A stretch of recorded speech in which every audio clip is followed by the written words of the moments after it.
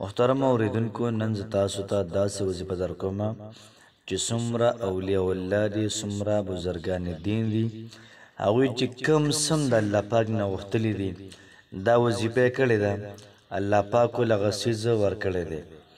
بس دلته کې تاسو وظیفه وکړئ، هلته کې به تاسو څیز دا ضرور میلاویږي.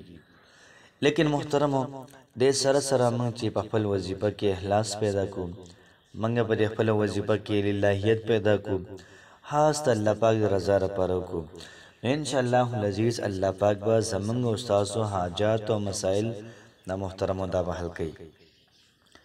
بسم الله الرحمن الرحیم. السلام علیکم ورحمت الله وبرکاته. امید در کوم چې تاسو ټول به ټیک ټاک الله پاک هم خوشاله آباد ساته.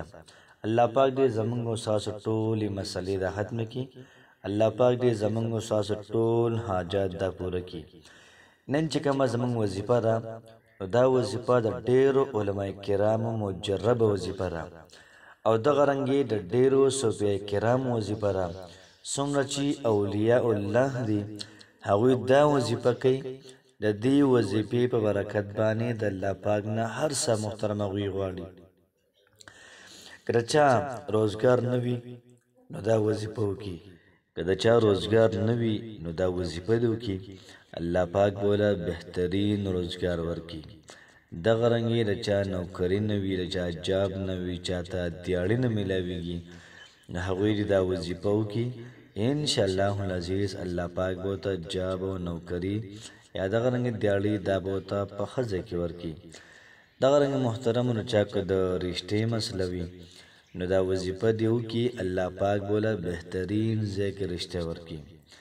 د ځان لپاره دا وظیفه هم کولی شئ، د بچو لپاره هم کولی شئ، د ورونو لپاره هم کولی شئ، یا د خویندو لپاره هم کولی شئ.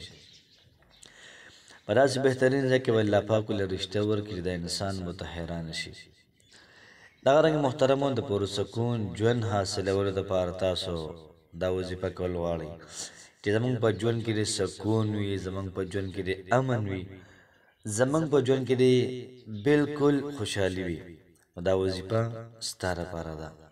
خو د هغې نه مخکې یو څو شرایط دي چې موږ به 15 وخته لمونځ کوو، ورسره به د قرآن مجید تلاوت کوو، ورسره به موږ روزانه 100 پیرې استغفار وایو، 100 پیرې به استغفار وایو، او دغه رنګې دا وظیفه به کوو. انشاءالله العزیز تاسو تماشه کوئ، تاسو د یو څو ورځې په دې عمل سره تاسو ګورئ بیا چې الله پاک څنګه حالات دا بهتر کوي.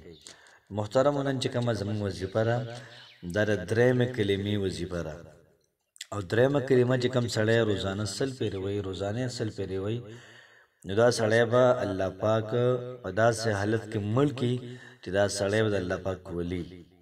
نن چې کومه زموږ وظیفه ده، څوک چې 1000 پیرې وایي او کم مقصد په خاطر باندې وایي، دغه مقصد یې په ذهن کې نیولی وي، که دا رشته وي، که دا کاروبار وي، دا نوکري وي، دغه رنګې دا بیماري وي، دا تکالیف وي، دا حاجات وي، یا دا مصایب وي، د څه لپاره هم چې کوئ نو دغه حاجات به ذهن کې ونیسئ او دا وظیفه به وکئ.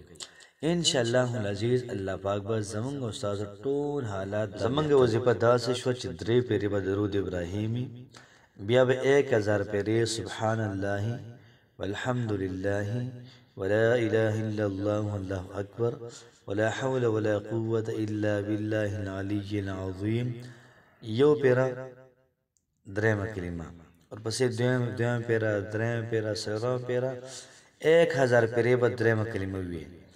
بیا به د هغې نه بعد 3 پیرې درود ابراهیمي وي، بیا به د هغې نه بعد الله پاک ته لاسونه بارکه سوال به وکړي او به جاړي الله پاک ته. انشاءالله العزیز الله پاک به زموږ او ستاسو حالات دا بهتر کړي. الله پاک هم خوشحاله آباد ساته. السلام علیکم ورحمت الله وبرکاته.